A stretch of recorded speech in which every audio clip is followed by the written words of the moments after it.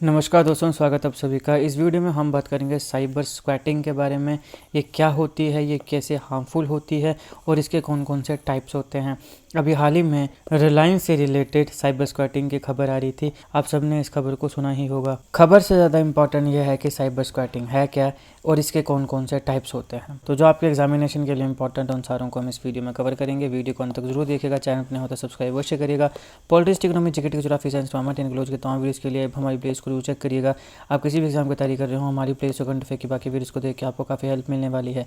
इससे समय निकाल के हमारे चैनल को जरूर चेक करिएगा। चलिए शुरुआत करते हैं। देखिए, साइबर स्क्वैटिंग क्या होती है। ये एक एक्ट है जहाँ पे एक डोमेन का, जैसे वेबसाइट के डोमेन होते हैं ना, आप सबको पता है वेबसाइट का डोमेन होता है। तो डोमेन का जो नाम है, जो डोमेन का नेम है, उसका यूज़ किया जाए या उसको अपने नाम पे या अपने आईडी पे रजिस्टर किया जाए। क्यों किया जाए? ताकि उसके ट्रेडमार्क, उसके कॉरपोरेट या किसी इंडिविजुअल का जो पर्सनल नेम है उससे प्रॉफिट बनाया जा सके। इसे बोलते हैं साइबर स्क्वैटिंग। ये एक एक्ट है डोमेन नेम को यूज़ करना या रजिस्टर करना ताकि ट्रेडमार्क, कॉरपोरेट और किसी इंडिविजुअल के पर्सनल नेम से प्रॉफिट कमाया जाए। यूजुअली जो साइबर स्क्वैटिंग है उसे एक तरीके का एक्सटॉर्शन माना जाता है। एक्सटॉर्शन की तरह इसको देखा जाता है, या फिर अपने राइवल से बिजनेस को कैसे लिया जाए, इसका ये एक अटेम्प्ट देखा जाता है।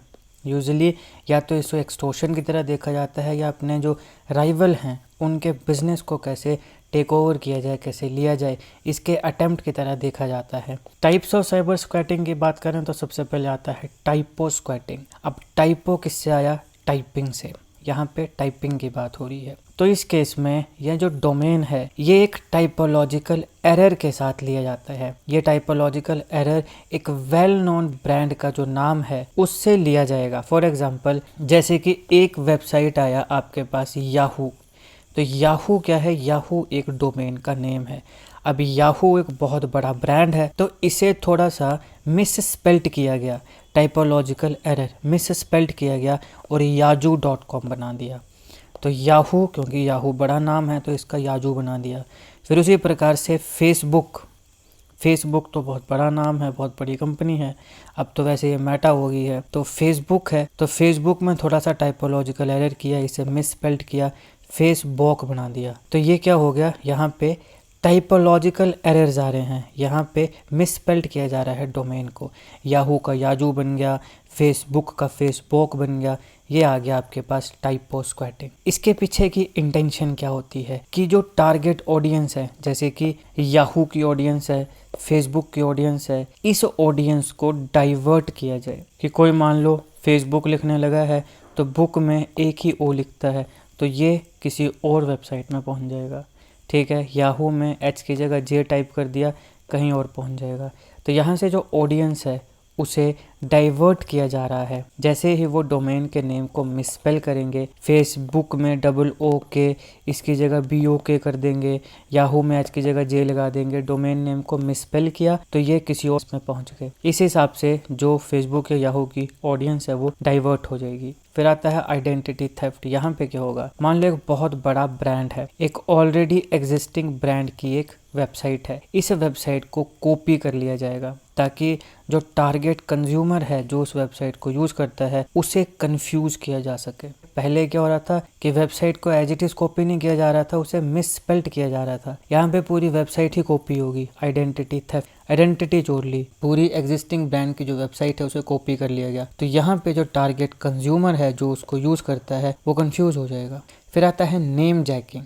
यहाँ पे जो वेल नोन नेम या वेल नोन सेलिब्रिटी है उसे साइबर स्पेस में इम्पर्सोनेट करने की बात होती है। यानी कि किसी बहुत बड़े नाम या सेलिब्रिटी के नाम पे इम्पर्सोनेट करने का मतलब होता है किसी के नाम से काम करना या भेष बदल के काम करना। तो किसी बहुत बड़े नाम या किसी बहुत बड़े सेलिब्रिटी के नाम से इम्पर्सोनेट करना यहाँ पे साइबर स्पेस में। जैसे कई केसेस में आपने देखा होगा ना कि फेक फेसबुक आईडीज़ बना दी जाती हैं किसी का नाम ख़राब करने के लिए। तो मतलब सॉर्ट ऑफ उस तरीके का ये एग्जांपल है।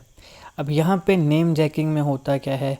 फेक वेबसाइट्स या फेक सोशल मीडिया अकाउंट्स बनाए जाते हैं सेलिब्रिटी के नाम पे। जैसे मैंने बताया कि किसी का फेक फेसबुक की आईडी बना दी, फेक इंस्टाग्राम की आईडी बना दी, फिर उसे किसी को गलत मैसेज कर रहे हैं, कुछ कर रहे हैं, है ना। तो साइबर स्पेस में जब इस प्रकार की चीज़ें होंगी, क्या बोलेंगे, नेम जैकिंग। यहाँ पे किसी बहुत बड़े नाम या बहुत बड़े सेलिब्रिटी का नाम यूज़ किया जाएगा, उसके नाम पे फेक वेबसाइट या फेक सोशल मीडिया अकाउंट्स बनाए जाएंगे लोगों को बेवकूफ़ बनाने के लिए। फिर आता है रिवर्स साइबर स्क्वैटिंग। अब ये क्या है? इसका मतलब है कि जब कोई व्यक्ति झूठा ही क्लेम कर देता है, दावा कर देता है किसी ट्रेडमार्क पे।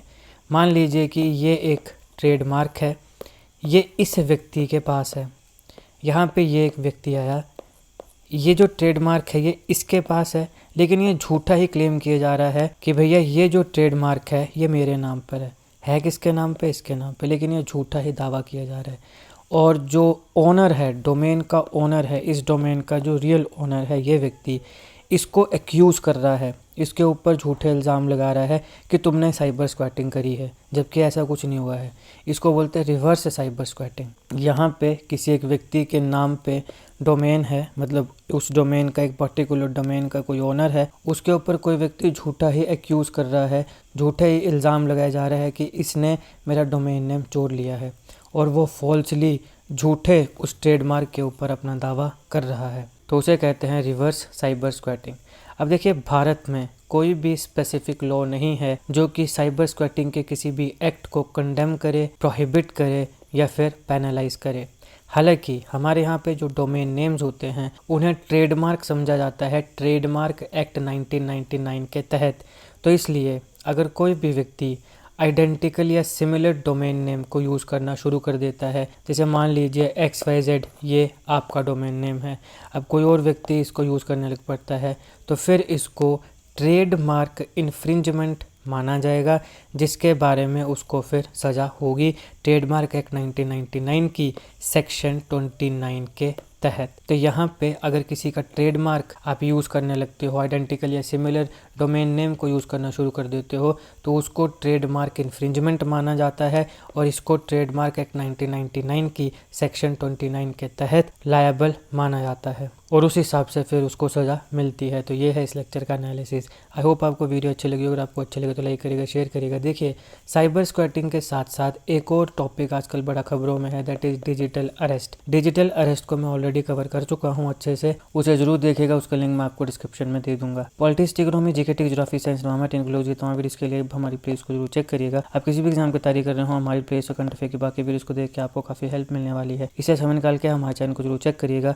GK current affair, GK tricks ऐसी वीडियोस के लिए हमारे चैनल को सब्सक्राइब करिएगा, बेल आइकन को जरूर दबा दीजिएगा ताकि किसी भी वीडियो की नोटिफिकेशन आपसे मिस ना हो।